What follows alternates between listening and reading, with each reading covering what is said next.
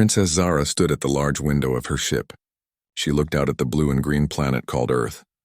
The planet was beautiful, but it also made her afraid. Her crystalline skin changed from pale blue to dark purple as worry filled her mind. The princess belonged to a race called the Veltari. They were very old and very powerful. Their skin looked like crystal and changed colors with their feelings. All Veltari could read minds and talk without speaking. This gift was also their curse. "Princess, we are ready to meet the humans," said Commander Velcor. He was her oldest advisor and friend. His skin showed the same worried purple color. Zara nodded but did not look away from Earth. "Tell me again why we must do this, old friend." "The High Council believes humans might be useful allies. Their ships are fast. Their weapons are strong, but—" Velcor paused.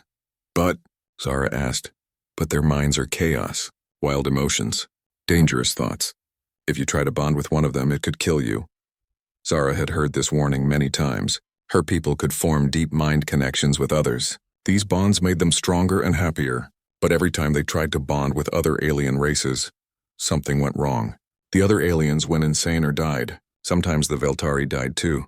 "I will be careful," Zara said. "I will not let any human touch my mind." Far below on Earth, Sergeant Jake Martinez got his orders. He read them twice to make sure he understood.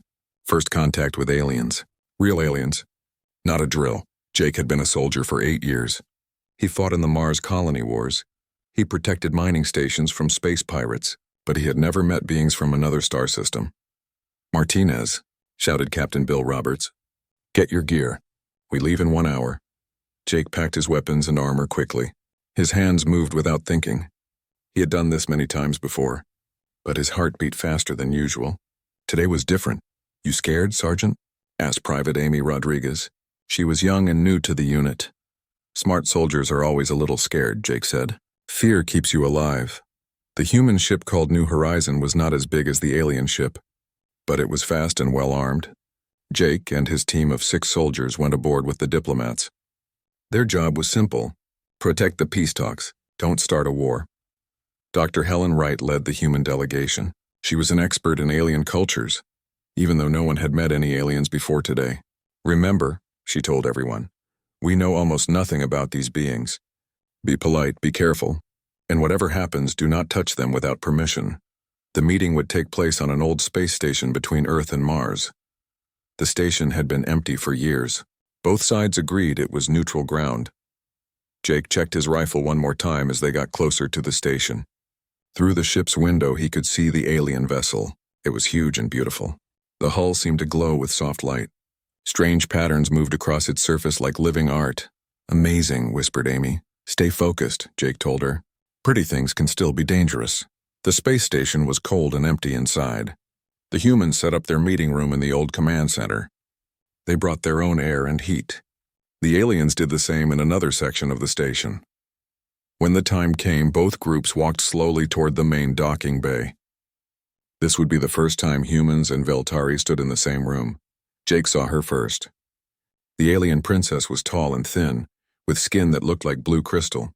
She moved like a dancer, smooth and graceful. Her eyes were large and silver.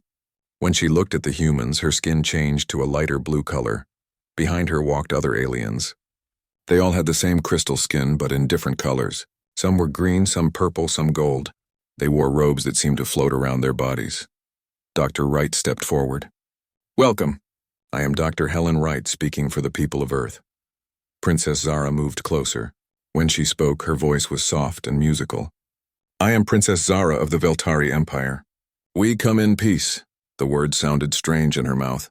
Jake could tell she was not used to speaking human language, but she tried hard to get it right. The talks began slowly. Both sides were careful with their words. They talked about trade routes and mining rights. They talked about borders in space, normal things that governments discuss. But Jake noticed something odd.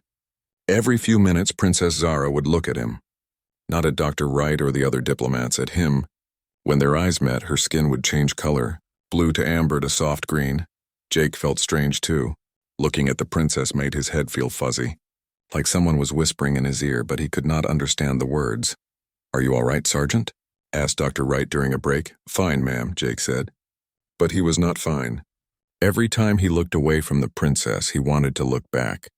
It was like being pulled by an invisible rope. Princess Zara was having the same problem. She tried to focus on the human leader's words, but her mind kept drifting to the quiet soldier who stood by the wall. There was something different about him, something that called to her telepathic senses. This was exactly what her advisors had warned her about. Human minds were supposed to be chaotic and dangerous, but this human's mind felt warm and calm. It felt like coming home after a long journey. Commander Velcor noticed his princess's distraction. He sent her a private thought message. "Princess, you must be careful. This is how the bonding begins." Zara sent back her reply without speaking. "I know, but I cannot help it. This human is different. Different means dangerous. Remember what happened to Princess Velara?" Zara did remember. Her cousin had tried to bond with an alien trader 50 years ago. The bonding drove the alien insane. He destroyed his own ship and killed everyone aboard, including himself. Princess Velara survived, but her mind was never the same. The talks continued for several hours. Both sides made progress on their agreements. But the real drama was happening in silence. Jake and Princess Zara continued to steal glances at each other. Each look made the strange feeling stronger. Jake had been in many dangerous situations. He had faced enemy soldiers and space pirates without fear. But this alien princess scared him in a completely different way. She made him feel things he did not understand. As the day ended, both groups prepared to return to their ships. Tomorrow they would continue the talks. But tonight each side would rest and think about what they had learned. "Sergeant Martinez," Dr. Wright called. "What did you think of our new friends?" Jake looked back at Princess Zara as she walked away with her people. For just a moment she turned and looked at him too. Her skin flashed bright gold before returning to blue. "I think tomorrow is going to be very interesting, ma'am," Jake said. The second day of talks started like the first.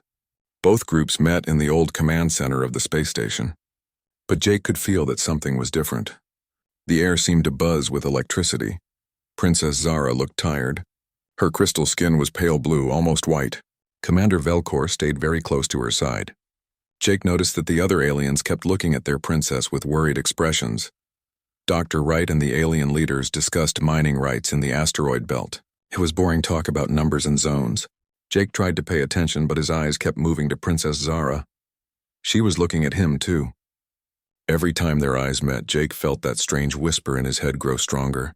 It was like hearing music from far away, but he could not make out the tune. The attack came without warning. Alarms screamed through the space station. Red lights flashed in the hallways. A voice on the speakers shouted, "Emergency! Hull breach in Section 7. All personnel evacuate immediately." Jake jumped into action. His training took over. "Everyone stay calm," he shouted. "Move to the emergency pods." But the explosion had damaged the main corridors. Smoke filled the air. Sparks shot from broken cables in the walls. The humans and aliens were separated in the chaos. Jake found himself alone with Princess Zara in a side passage. A piece of metal had fallen and blocked their path. They were trapped. "Are you hurt?" Jake asked. He looked at the princess with concern. Princess Zara touched her arm where a small cut bled blue liquid. "It is small injury," she said in her careful English. Jake took off his jacket and tore a piece of cloth from his shirt. He held it toward her. "May I?" he asked, pointing to her wound. Princess Zara stared at him. In her culture, touching another person was very serious. It could start a mental bond. But this human was trying to help her. His eyes were kind, not dangerous. She nodded slowly. Jake gently cleaned the cut and wrapped the cloth around her arm. His touch was soft and careful. Princess Zara felt warmth spread through her body. Not just physical warmth, but something deeper. Something that reached into her mind. "Thank you," she whispered. Jake felt it too. When his fingers touched her crystal skin, images flashed in his head. He saw purple skies and silver trees. He saw cities made of light and crystal. He saw Princess Zara as a child, playing in gardens filled with floating flowers. "What was that?" he asked. Princess Zara's skin turned bright gold with fear. "We must not touch again," she said quickly. "It is dangerous. Why? What's happening to us?" Before she could answer, another explosion rocked the station. The lights went out. Emergency power kicked in, but everything was dim and red. They sat in the darkness and waited for rescue. Jake shared his water and emergency food with the princess. She had never tasted human food before. The protein bars were strange, but she ate them gratefully. "Tell me about your world," Jake said. He wanted to distract her from their dangerous situation. Princess Zara's skin changed to soft blue as she relaxed. "Veltar's prime is beautiful. We have 7 moons. At night they dance across the sky in different colors." "It sounds amazing," Jake said. "I've only been to Mars and a few space stations. Nothing like dancing moons." "Tell me about Earth," Princess Zara said. Jake smiled.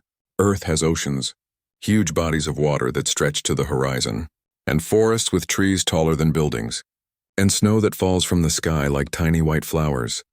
As they talked, the strange connection between them grew stronger. Princess Zara found that she could understand Jake's thoughts without him speaking. Jake began to hear her voice in his head, soft and musical. "This is the bonding," Princess Zara said with fear in her mental voice. "My people warned me this would happen."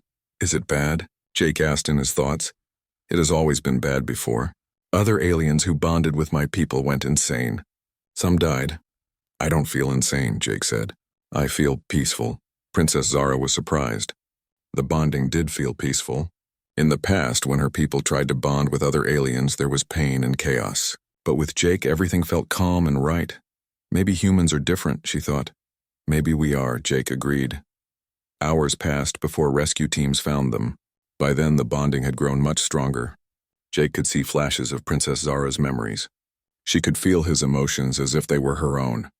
When the rescue team pulled away the fallen metal, Commander Velcor was the first to reach them.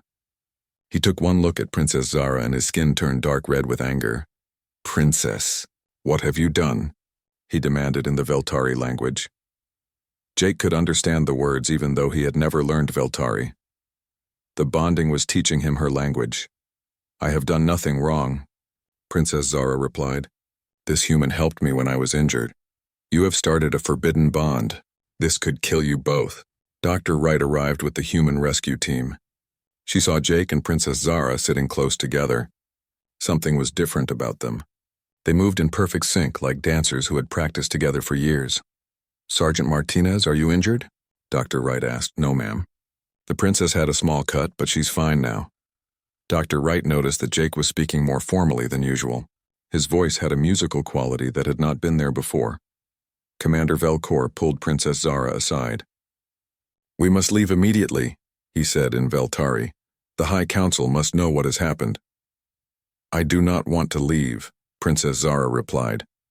"The bonding is not complete. If we separate now, both Jake and I will suffer." "Better to suffer than to die," Commander Velcor said firmly. Princess Zara looked back at Jake as her people led her away. Even from across the room, she could feel his confusion and sadness. The bonding made them share emotions whether they wanted to or not. "What's happening?" Jake asked Dr. Wright. "Why are they taking her away?" "I don't know, Sergeant. But something has changed between you and the princess." The aliens seemed very upset about it. Jake felt a terrible emptiness as Princess Zara's ship prepared to leave. It was like losing a part of himself. His head ached. His chest felt hollow. The bright colors of the world seemed to fade. Dr. Wright watched Jake with growing concern. "Sergeant, you need to see our medical team." "I'm fine," Jake lied. But he was not fine. Every step that took Princess Zara farther away made the pain worse. On her ship, Princess Zara was suffering too. She sat in her cabin and stared out at the stars. The connection to Jake stretched across space like a rubber band. The farther they went, the more it hurt. "Princess," Commander Velcor said gently, "our doctors are preparing to break the bond. It will be painful, but it will save your life." "What if I do not want it broken?" Princess Zara asked. "Then you are not thinking clearly. The bond has already affected your judgment." Princess Zara touched the bandage on her arm where Jake had helped her. She could still feel the warmth of his touch. She could still hear his kind voice in her mind, growing fainter with distance. "Perhaps," she said quietly, "but perhaps my people have been wrong about humans." Commander Velcor's skin turned worried purple. "Princess, please do not let these feelings cloud your wisdom. Your life is too important to risk on a dangerous experiment." But Princess Zara was already thinking about ancient texts in the royal library. Stories of a bridge species that would help the Veltari overcome their isolation. She had always thought these stories were just myths. Now she wondered if they might be prophecies. Back on the space station, Jake sat alone in his quarters. The human doctors had examined him, but found nothing wrong with his body. They could not explain the ache in his chest or the whispers in his head. "Sergeant," Dr. Wright said, entering his room, "I'm assigning you to light duty when we return to Earth. You need time to recover from whatever happened here." Jake nodded without really listening. All he could think about was the princess with crystal skin and silver eyes. Somewhere in the darkness between the stars, she was thinking about him too. The first contact mission was officially a success. Both sides had signed agreements for trade and cooperation. But Jake knew that the real story was just beginning. The bond between him and Princess Zara was like a seed planted in fertile ground. Distance might slow its growth, but it would not stop it. Something new was beginning. Something that would change both their species forever. 3 months had passed since the first contact mission. Jake sat in his small room at the remote military base on Europa, one of Jupiter's moons. The base was far from Earth and even farther from any diplomatic activity. His superiors had sent him here for special alien contact research, but Jake knew the real reason. They were afraid of what had happened to him. Every night Jake had the same dreams. He saw purple skies and crystal cities. He heard music that had no instruments, only voices singing in harmony. He walked through gardens where flowers floated in the air like tiny stars. When he woke up, he knew these were not his memories. They belonged to Princess Zara. The connection between them had not broken with distance. If anything, it had grown stronger. Jake could feel her emotions during the day. When she was sad, his chest ached. When she was happy, he smiled without knowing why. When she was afraid, his hand shook. Dr. Lisa Chen arrived at the Europa base on a cold Tuesday morning. She was a xenopsychologist, a doctor who studied alien minds. The Earth Defense Corps had sent her to examine Jake. "Sergeant Martinez," she said, sitting across from him in the medical bay. "How are you feeling today?" "Like I'm losing my mind," Jake said honestly, "but also like I'm finding a new one." Dr. Chen wrote notes on her tablet. "Can you explain what you mean?" Jake struggled to find the right words. "It's like having two sets of thoughts. Mine and someone else's. I know things I never learned. I speak words in a language I never studied." "Show me," Dr. Chen said. Jake spoke a sentence in perfect Veltari. The words flowed like music. Dr. Chen's translator device confirmed that he had said, "The moons dance tonight, but my heart is empty." "Fascinating," Dr. Chen murmured. "When did you first notice this ability?" "It started on the space station, but it's getting stronger every day." Dr. Chen had studied the reports from the first contact mission. She had her own theories about what was happening to Jake. "Sergeant, I think you might be the first human to successfully bond with a Veltari." "Is that good or bad?" "We don't know yet, but your brain scans show interesting changes. New neural pathways are forming. Your mind is adapting to handle telepathic communication." Jake leaned forward. "Does that mean Princess Zara is safe? The bond won't hurt her?" Dr. Chen noticed how Jake's voice changed when he mentioned the princess. His tone became gentler, more musical. "I believe she's experiencing the same adaptations you are. Humans might be the first species capable of surviving a Veltari bond." On the other side of the galaxy, Princess Zara stood before the High Council of her people. The great crystal chamber amplified their mental voices until they sounded like thunder in her head. "Princess Zara," spoke Elder Velthane, his ancient mind sharp as a blade, "you have endangered our entire species with your reckless bonding."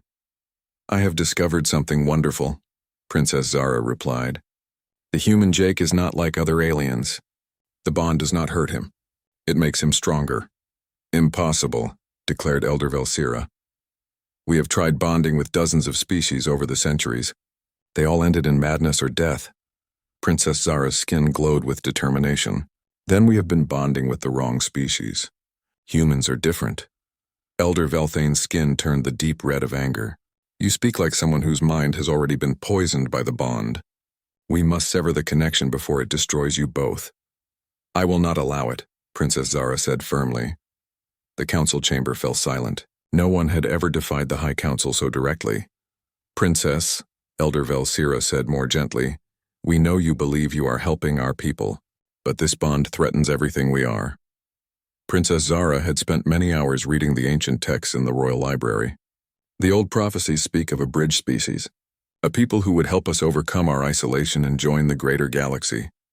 "Myths and legends," Elder Velthane dismissed. "Are they?" We have hidden from other species for thousands of years because we feared our bonding ability. What if we were meant to find beings who could share that gift safely? Before the council could respond, alarms began to sound throughout the Crystal City. Emergency lights flashed in patterns that meant only one thing: invasion. Princess Zara rushed to the communication center with the council members. On the great viewing screen, they saw ships unlike any they had encountered before. The vessels were black and twisted, covered in spines and weapons. They moved through space like hungry predators. "What species is this?" Elder Velthane demanded. The communication officer's skin was pale with fear. "Unknown, Elder. They do not respond to our messages. They are simply attacking." The invaders destroyed 3 outer colonies in the first hour. Their weapons seemed designed specifically to counter Veltari psychic defenses. When the Veltari tried to use their mind powers to confuse the enemy, the attacks had no effect. "Send word to all our military fleets," Elder Velsira ordered. "Full defensive positions." Princess Zara felt a strange sensation during the battle reports. Through her bond with Jake, she sensed his sudden alertness. Somehow he was aware of the danger her people faced. On Europa, Jake sat up straight in his chair as images flashed through his mind. He saw the black ships attacking crystal cities. He felt Princess Zara's fear and determination. "Dr. Chen," he said urgently, "Princess Zara's people are under attack." Dr. Chen looked at her instruments. "Sergeant, you're showing unusual brain activity." "What are you seeing?" Jake described the visions as they came to him. The black ships, the ineffective psychic defenses, the growing desperation of the Veltari defenders. "I need to contact Earth Command," Jake said. "If the Veltari fall, these attackers might come for us next." Dr. Chen sent an emergency message to Earth. Within hours, Admiral Kate Foster arrived at the Europa base via fast courier ship. She was a tough woman who had commanded fleets in the Mars colony wars. "Sergeant Martinez," Admiral Foster said, "I need you to tell me everything you know about this attack." Jake shared what he had learned through his bond with Princess Zara. The attackers called themselves the Devourers. They consumed the resources of entire star systems, leaving nothing behind but empty space. They had been moving toward this region of the galaxy for decades. "Why can't the Veltari fight them off?" Admiral Foster asked. "The Devourers seem to know about psychic abilities," Jake explained. "Their ships have some kind of protection against mental attacks." Admiral Foster studied the tactical data. "If these Devourers defeat the Veltari, they'll eventually reach human space. We need allies," Dr. Chen spoke up. "Admiral, I believe Sergeant Martinez's bond with Princess Zara might be the key to forming that alliance." "Explain." "The bond allows them to share thoughts and abilities. If we could form similar bonds between other humans and Veltari, we could create mixed units with both telepathic and tactical capabilities." Admiral Foster looked at Jake. "Sergeant, would you be willing to return to Veltari space? Your princess might need you." Jake felt Princess Zara's distress through their connection. She was trying to convince her people to accept human help, but the High Council still feared the bonding process. "Yes, ma'am," Jake said without hesitation. "I'll go." Dr. Chen gathered her research data. "I'm coming too. We need to study how the bonding process works if we're going to create more human Veltari teams." Admiral Foster nodded. "I'll prepare a fast ship. But remember, you're going into a war zone. The Devourers are advancing quickly." As they prepared to leave Europa, Jake felt Princess Zara's surprise and joy through their bond. She had sensed his decision to come to her aid. For the first time in months, the ache in both their hearts began to ease. The bond that had started with a simple act of kindness was about to become something much larger. It would be the foundation for an alliance that could save both their species. Jake looked out at the stars as their ship prepared for the journey to Veltari space. Somewhere among those distant lights, Princess Zara was waiting for him. Together they would face whatever the Devourers brought to their worlds. The connection between a human soldier and an alien princess was about to change the course of galactic history. Neither of them fully understood what they had started, but both were ready to see it through to the end. Princess Zara stood on the command deck of her flagship, watching the approaching human vessel. Her skin glowed with anticipation and hope. The bond had brought Jake back to her, just as she had known it would. The war was far from over, but for the first time since the attacks began, Princess Zara believed they might have a chance to win. Jake's ship arrived in Veltari space just as another Devourer attack began. The human vessel, called the Swift Arrow, was small and fast compared to the massive alien warships. But it carried something more valuable than weapons: hope for a new kind of warfare. Princess Zara met Jake at the docking bay of her flagship, the Starfall. The moment they saw each other, the bond between them completed itself with a flash of mental lightning. Jake staggered as new abilities flooded his mind. Princess Zara gasped as human emotions and memories merged with her own thoughts. "Jake?" she whispered, her voice speaking both aloud and directly into his mind. "Zara," he replied, amazed that he could think his words to her without speaking. Dr. Chen watched the reunion with scientific fascination. Her instruments detected energy patterns unlike anything ever recorded. "Remarkable," she murmured. "The bond is stabilizing at quantum levels." Commander Velcor approached with obvious worry. His crystal skin showed deep purple colors of concern. "Princess, the complete bonding process is dangerous." "You should have waited for the medical team." "I am fine, old friend," Princess Zara assured him. "Better than fine. I feel complete." Jake understood what she meant. The constant ache in his chest was gone. The whispers in his head had become clear voices. He could sense every Veltari mind on the ship, but Princess Zara's thoughts were brightest of all. Admiral Foster had followed Jake's ship with a small fleet of human vessels. She now stood in the alien command center, looking at displays she could not read. "Princess Zara, we need to coordinate our defenses. The Devourers are attacking multiple systems." Through the bond, Jake instantly understood the tactical situation. He could see the battle plans in Princess Zara's mind as clearly as if they were his own memories. "Admiral, the Devourers are using a three-pronged attack. They're trying to surround the Veltari core worlds." Princess Zara was equally amazed. She could feel Jake's military training and experience flowing through their connection. Human tactical thinking was different from Veltari strategy. Where her people relied on coordination and psychic unity, humans used flexibility and adaptation. "We should combine our approaches," she said, speaking to both leaders at once.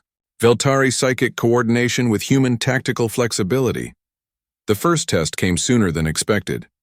Devourer ships appeared at the edge of the star system, moving toward a Veltari mining colony. The enemy vessels looked like massive black insects covered in weapons and armor. Jake and Princess Zara stood together at the command center. Their minds linked, they could process information faster than any computer. Jake's human intuition combined with Princess Zara's telepathic awareness created a perfect tactical picture. "There," Jake said, pointing at the display. "The lead ship has a weak point in its rear shielding. I can coordinate our fighters to hit that spot," Princess Zara added. "But we need to distract their forward weapons first." Admiral Foster smiled grimly. "That's where human ships excel. We'll make a head-on attack to draw their fire." The battle was unlike anything either species had fought before. Human ships darted between the larger Veltari vessels like silver fish around whales. The Veltari used their psychic abilities to coordinate movements with perfect precision, while the humans provided unpredictable attacks that confused the enemy. Jake and Princess Zara guided the combined fleet through their shared mental link. When Jake saw an opportunity, Princess Zara instantly communicated it to the Veltari pilots. When Princess Zara sensed danger, Jake warned the human ships through radio communication. The Devourers had never faced such coordination before. Their own tactics relied on overwhelming psychic shields that blocked most telepathic attacks. But the human-Veltari combination created something new. Mental coordination enhanced by tactical flexibility proved impossible for the enemy to counter. "Target the central command ship," Jake suggested through the bond. "Agreed," Princess Zara replied. "I can sense their command structure through the link." Working together, they guided a combined strike that destroyed the Devourer command vessel. The remaining enemy ships retreated in confusion, their coordinated attack falling apart without central leadership. The victory was small, but significant. For the first time, the Devourers had been forced to retreat from a major engagement. Dr. Chen studied the battle recordings with growing excitement. "Admiral, the bonding process created abilities that neither species possessed alone. We need to train more human Veltari pairs." But not everyone supported this idea. On both sides, there were those who viewed the bonding with suspicion and fear. Colonel Rick Davis, Admiral Foster's second-in-command, pulled her aside after the battle. "Admiral, I don't trust this psychic stuff. What if the aliens are controlling our people's minds?" "Jake seems fine to me," Admiral Foster replied.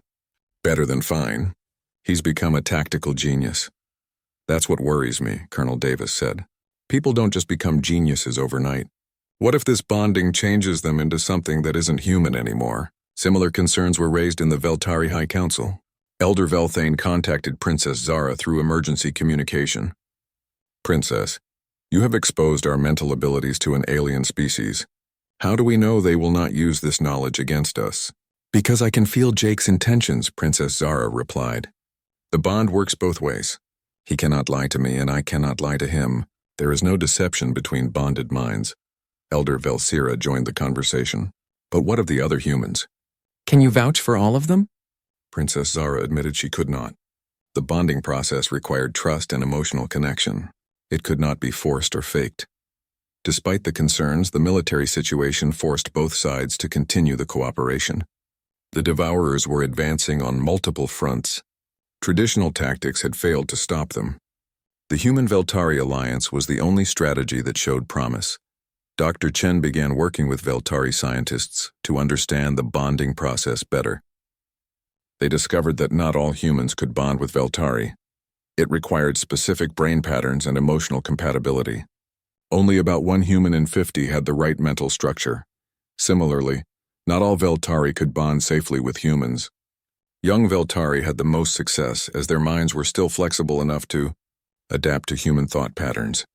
The first volunteer, human Veltari pair after Jake and Princess Zara were Lieutenant Amy Rodriguez and a young Veltari warrior named Veldan. Amy had been part of Jake's original security team during first contact. Veldan was Princess Zara's cousin and a skilled pilot. The bonding process was carefully monitored by medical teams from both species.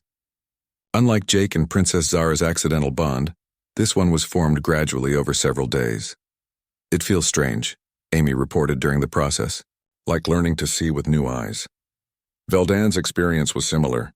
"Human thoughts move so quickly," he said through the developing bond. "But they are not chaotic as the elders claimed. They have their own patterns." When the second bonding was complete, Amy and Veldan were assigned to a mixed fighter squadron. Their combined abilities proved even more effective than expected. Amy's piloting skills, enhanced by Veldan's psychic awareness, made them nearly unstoppable in combat. Word of the successful bonding spread through both fleets. More volunteers came forward, eager to try the new partnership. But the process was risky and time-consuming. Many attempts failed, leaving both participants mentally exhausted. Meanwhile, the Devourers adapted to the new tactics. They began using different strategies to counter the human-Veltari coordination. The war was far from over. Princess Zara and Jake stood together on the observation deck of the Starfall, watching the stars. Through their bond, they shared thoughts and feelings without words. "Do you ever regret what happened to us?" Princess Zara asked mentally. "Never," Jake replied the same way. "Do you?" "No, but I wonder what we have started. Will our species learn to trust each other, or will fear drive them apart?" Jake felt her uncertainty through the bond. "We'll figure it out together. That's what partnerships are for." In the distance, more Devourer ships appeared on the sensor displays. The real test of the Human-Veltari alliance was still to come. But for the first time since the war began, both species had hope. The bond between a human soldier and an alien princess had become something larger. It was the foundation for a new kind of warfare, a new kind of cooperation, and perhaps a new kind of civilization. The next battle would determine whether that hope would survive or be consumed by the darkness between the stars. The final battle came 3 weeks later. The Devourers had gathered their largest fleet ever seen. Thousands of black ships moved toward the Veltari home system like a dark storm covering the stars. Intelligence reports suggested this would be their decisive strike. If they won here, both the Veltari Empire and human space would fall within months. Princess Zara stood in the command center of the combined fleet. Around her, human and Veltari officers worked side by side. The sight would have been impossible just months earlier. Now it felt natural. Jake reviewed the tactical displays with Admiral Foster and the Veltari fleet commanders. Through his bond with Princess Zara, he could see the battle from both human and alien perspectives simultaneously. They're coming in 3 massive waves, Jake reported. Each wave has about 2,000 ships. Princess Zara's mind reached out to touch the other bonded pairs scattered throughout the fleet. There were now 57 successful human Veltari bonds. Not many compared to the size of the combined fleets, but each bonded pair could coordinate dozens of other ships.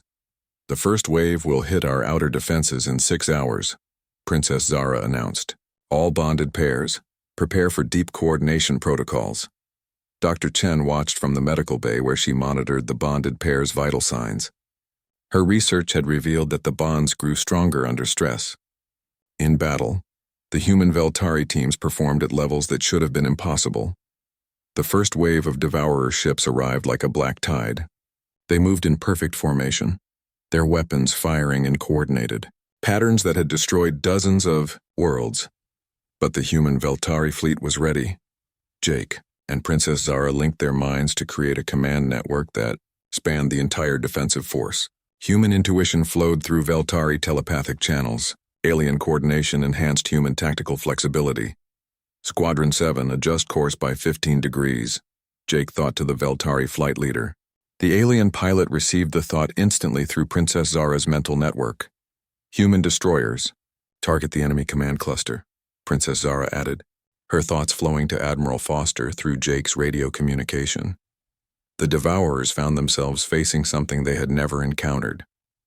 The human Veltari fleet moved like a single organism, but one that could think and adapt faster than any computer. Every pilot knew what every other pilot was doing. Every ship captain could see the entire battle from dozens of perspectives. The first wave of Devourers broke against the coordinated defense like water against stone. Black ships exploded in brilliant flashes as human weapons found targets identified by Veltari psychic scanning. But the enemy was not finished. The second wave was larger and more heavily armed. They're adapting, Admiral Foster warned. The second wave is using different formations. Jake felt Princess Zara's mind reach deeper into the command network. The strain of coordinating so many minds at once was enormous. Her crystal skin began to glow with the effort. I can handle more, she insisted when Jake tried to share the mental load. We handle it together, Jake replied firmly. That's what the bond is for. Together they guided the fleet through the most complex space battle in galactic history. Human ships darted between enemy formations while Veltari vessels provided covering fire with perfect timing. Fighter squadrons piloted by bonded pairs moved through the enemy fleet like silver threads weaving through black cloth. Lieutenant Amy Rodriguez and her bonded partner, Veldan, led a strike against a massive Devourer battleship. Their fighter moved with impossible grace, guided by combined human reflexes and Veltari precognition. I can sense their weapon timing, Veldan reported through the bond. And I can see the weak spots in their armor, Amy replied. Let's dance. Their fighter spiraled through a maze of enemy fire, each movement perfectly timed to avoid destruction. When they struck, their weapons hit the exact point where the battleship's shields were weakest. The massive enemy vessel broke apart in a cascade of explosions. Across the battle zone, other bonded pairs achieved similar victories. The combination of human unpredictability and Veltari coordination proved devastating to Devourer tactics. The second wave was destroyed, but the cost was high. Many ships from both species had been lost. Worse, the mental strain of the deep coordination was exhausting the bonded pairs. Third wave incoming, reported the sensor officer. It's bigger than the first two combined. Jake felt Princess Zara wavering through their bond. The effort of maintaining the command network was draining her life force. Several other bonded pairs had already collapsed from mental exhaustion. We can't maintain this level of coordination, Dr. Chen warned. The bonded pairs are reaching their limits. That was when the extremists struck. A group of Veltari traditionalists had secretly boarded the command ship. They believed that the bonding process was corrupting their princess and their species. Led by Commander Velrath, a cousin of Princess Zara, they moved through the ship's corridors toward the command center. At the same time, a faction of human soldiers who distrusted the alien alliance made their own move. Colonel Davis had convinced a small group that the bonding process was a form of alien mind control. Both groups struck simultaneously, trying to eliminate the bonded pairs they saw as traitors to their own species. Jake sensed the danger through the bond network. Zara, we've got hostiles on both ships. The assassins reached the command center just as the third wave of devourers began their attack. Jake threw himself in front of Princess Zara as weapons fire filled the room. A plasma bolt meant for her struck him in the chest, burning through his armor. "Jake!" Princess Zara screamed both aloud and mentally. As Jake collapsed, Princess Zara felt his life force failing through their bond.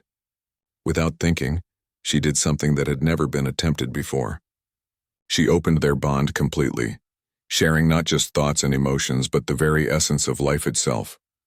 Her crystal skin blazed with golden light as she poured her own life energy into Jake's failing body. The bond that had started with a gentle touch became a bridge for life itself.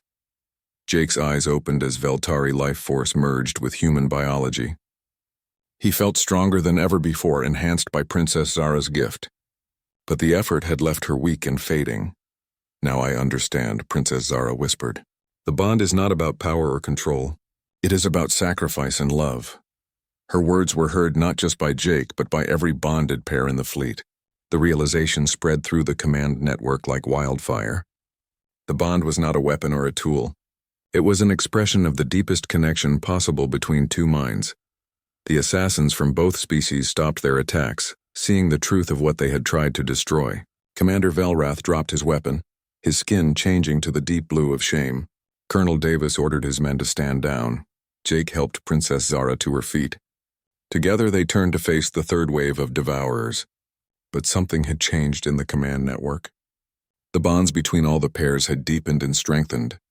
Where before they had shared thoughts and abilities, now they shared something more fundamental.